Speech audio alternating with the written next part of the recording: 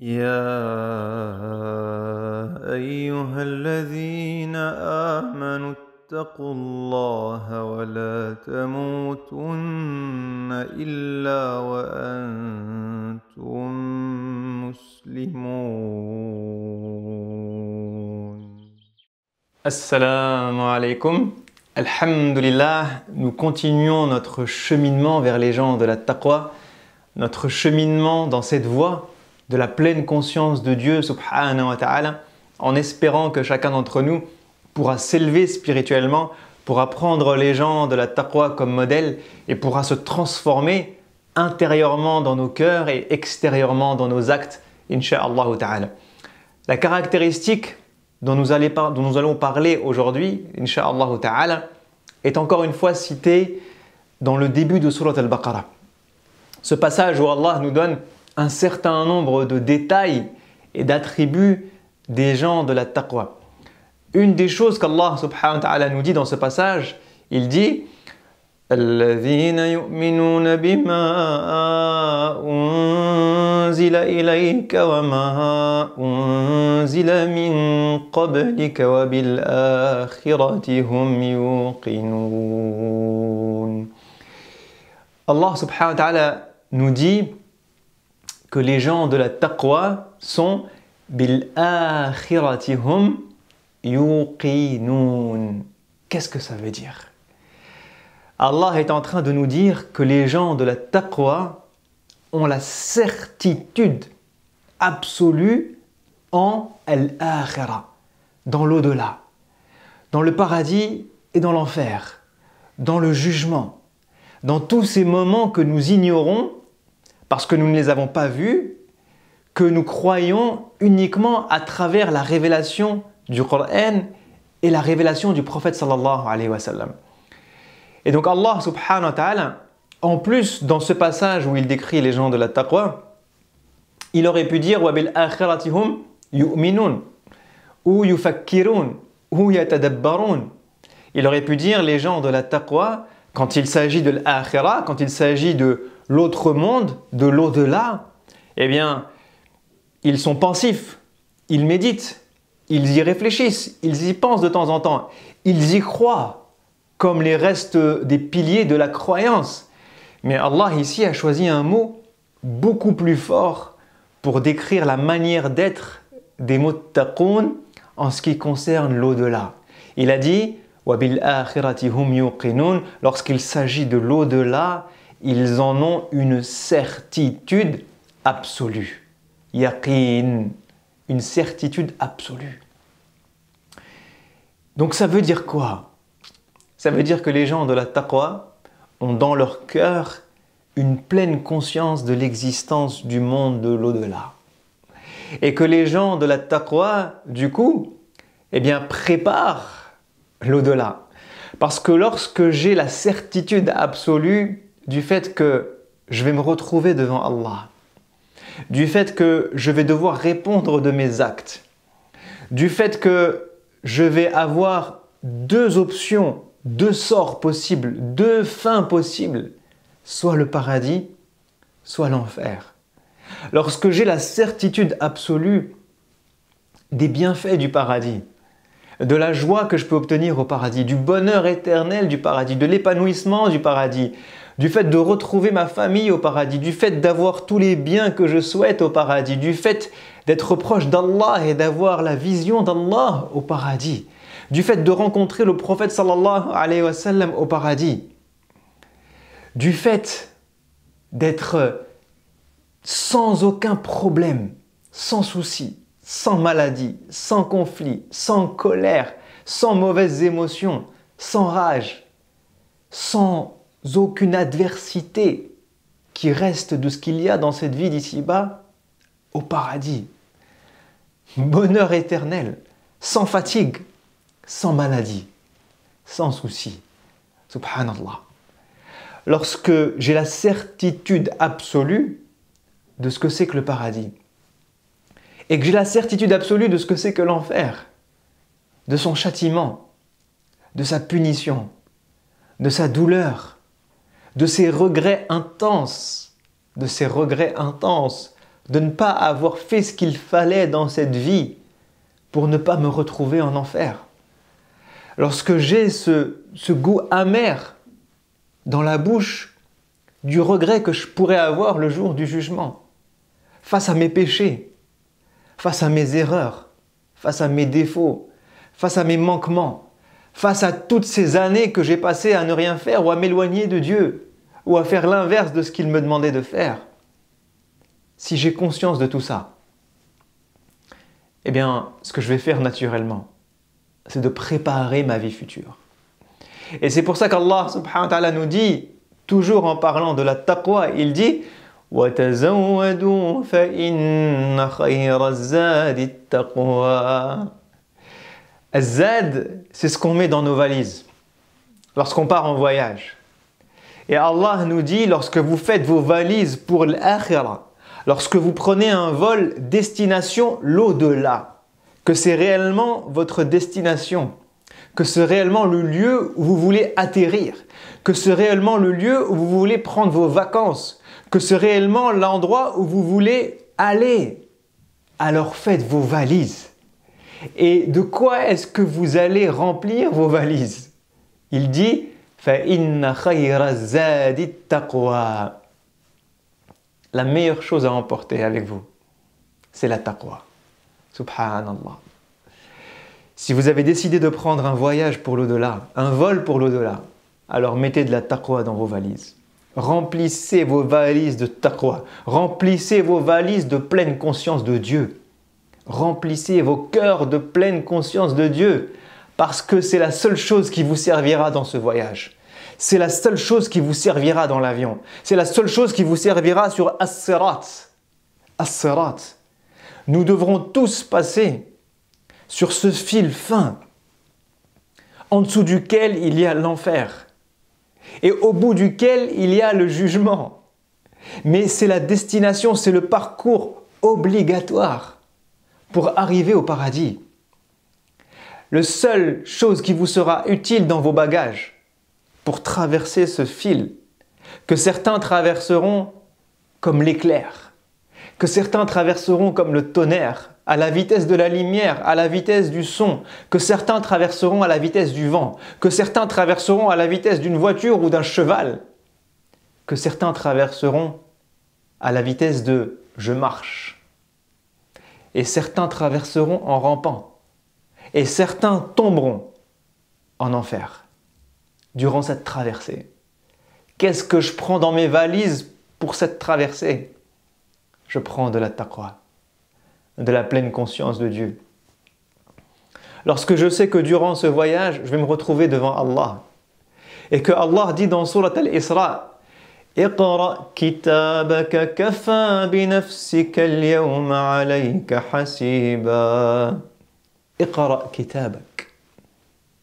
Lorsque je sais que durant ce voyage vers l'au-delà, je vais devoir lire mon livre, que Allah va me faire vivre toute ma vie, seconde par seconde, instant par instant, scène par scène, de manière holographique, en visualisant devant moi tout ce que j'ai pu faire, de bien et de mal.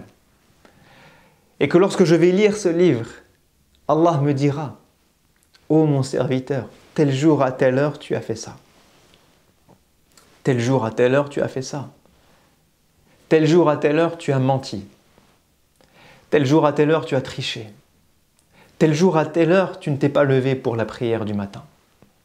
Tel jour à telle heure tu as mal parlé à tes parents. Tel jour à telle heure tu n'as pas été sérieux avec ton employeur. Tel jour à telle heure tu as insulté une personne. Tel jour à telle heure tu as fait du mal à une personne, tu l'as calomnié, tu l'as diffamé. Tel jour à telle heure tu as frappé une personne. Tel jour à telle heure tu as fait ça et ça et ça. Et moi je lis mon livre et je dis Rabbi A'rif. Je sais, ya Allah. Je sais que j'ai fait tout ça. Je ne peux pas mentir, c'est écrit. C'est même pas écrit, je le vois devant mes yeux. Et si je décide de mentir, ce sont mes membres qui témoigneront à ma place. Alors j'avoue, et je dis, ya Allah, je sais. Je sais. Et si j'ai pris dans mes valises de la taqwa, alors Allah me dira, ô mon serviteur, je t'ai préservé, j'ai préservé ton image face aux hommes, face à la société, de tous ces défauts, de toutes ces maladies du cœur, de tous ces péchés que tu as commis. Personne n'était au courant à part toi et moi. Et je t'ai préservé, je t'ai caché durant cette vie et aujourd'hui, je te pardonne. Aujourd'hui, je vais effacer ces péchés. Je ne vais pas te juger pour ça. Tu pourras aller au paradis. Ça, c'est si on a pris dans notre valise de la taqwa. Parce que ce voyage-là, c'est un passage obligé. Et certains auront tellement de taqwa dans leur valise qu'ils n'auront aucun jugement. Allah les prendra et dira, vous rentrez au paradis sans jugement, sans châtiment. Même cette étape du jugement, de rendre des comptes, ils ne la passeront pas. Et ça, c'est une des choses qu'on peut gagner avec Al-Afou pendant le mois du Ramadan. Avec le pardon absolu. Mais il faut remplir nos valises de taqwa. Donc les gens de la taqwa ont la pleine conscience de l'akhira. Ils savent qu'ils vont mourir demain. Allah dit à son messager, « Innaka mayit wa innahum mayyitun wa innakum yawma al-qiyamati 'inda rabbikum takhtasimun » Allah dit au meilleur homme qui ait foulé cette terre, le meilleur être dans l'histoire de l'humanité, tu es mort. Autrement dit, la date de ta mort est déjà écrite. Auprès d'Allah, tu es déjà mort. Parce que Allah vit hors du temps. Allah est hors du passé, du présent et du futur. Le passé, le présent et le futur pour Allah est visible en un instant, au même moment. Allah est hors du temps. Donc pour Allah, nous sommes déjà tous morts. Et donc, s'il dit ça à son messager, qu'en est-il de nous? Qu'en est-il de nous? Les gens de la taqwa ont la pleine conscience du fait que je peux mourir aujourd'hui. Je peux mourir demain. Et quelle que soit la date de ma mort, je vais mourir. Auprès d'Allah, je suis mort. Alors il faut que je me prépare à ce moment-là. Si je suis conscient que je peux mourir demain, alors je vais me préparer différemment. Regardez comment la pleine conscience de Dieu change une vie.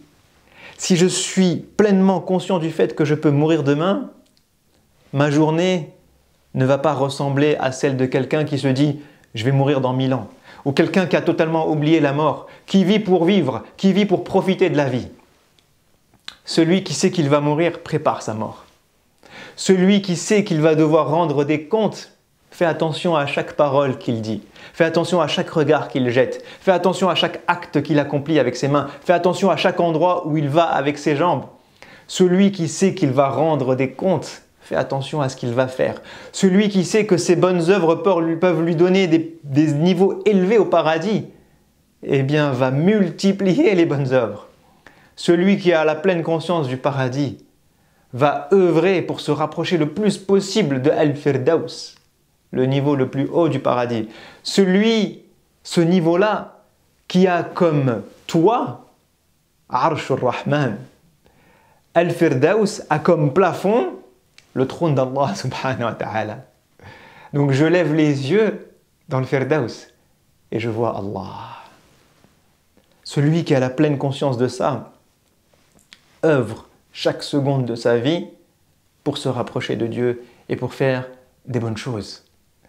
Donc les gens de la taqwa sont bil akhirati hum yuqinun, ont la certitude absolue du monde de l'au-delà. Alors ils se préparent à aller vers l'au-delà parce qu'ils savent que cette vie est une vie éphémère, que sa durée est très très limitée, que l'au-delà lui est éternel, alors ils investissent dans l'au-delà. Ils préparent, ils utilisent cette vie pour planter des graines qu'ils vont ensuite cueillir dans l'au-delà. Ils plantent des actions qu'ils vont cueillir dans l'au-delà.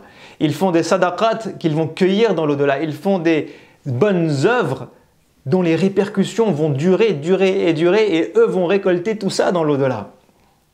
Les gens qui ont pris conscience de ça, ont pris conscience que cette vie était une vie dans laquelle il fallait œuvrer de la meilleure des manières, dans le temps très court et limité que nous avons pour vivre, pour que l'autre vie, la vraie vie, soit une vie de bonheur, une vie d'épanouissement et une vie durant laquelle nous récoltons toutes les bonnes choses que nous avons faites durant notre première vie ici. Donc là, le conseil que je me donne et que je donne à chacun d'entre nous, c'est d'essayer d'alimenter nos cœurs avec cette pleine conscience. Et pour alimenter le cœur avec la pleine conscience, il faut alimenter le cœur avec le rappel. Il faut se rappeler de qui nous sommes, rappeler du sens de nos vies, se rappeler du fait que la mort va arriver, se rappeler du fait que Allah nous a créés pour nous éprouver et voir lesquels d'entre nous allaient agir de la meilleure des manières. Nous sommes sur terre pour agir et passer cet examen et avoir ensuite notre note et notre diplôme final qui sera notre clé d'entrée au paradis. C'est l'unique raison de notre présence sur terre. Et celui qui a conscience de ça et qui se rappelle ça à longueur de journée va agir de la meilleure des manières. Nous rappeler de tout ce qu'il y a au paradis, nous rappeler de l'enfer, nous rappeler du jugement, nous rappeler de As-Sirat, nous rappeler dans notre cœur de ce moment de la rencontre avec Allah. Et est-ce que je vais aller à la rencontre d'Allah avec le sourire et en étant confiant et à la rencontre de son messager? Ou est-ce que je serai en stress parce que je n'aurai pas fait ce qu'il y avait à faire dans cette vie et que le retour en arrière sera impossible? Rappelez et rabâchez ça à mon cœur pour que mon cœur ait la pleine conscience de l'akhira et la certitude de l'akhira comme les gens de la taqwa et qu'ils cheminent vers cette taqwa, insha'Allah ta'ala. Je vous dis à la prochaine. Wassalamu alaikum wa rahmatullahi wa barakatuhu. ذلك الكتاب لا ريب فيه هدى للمتقين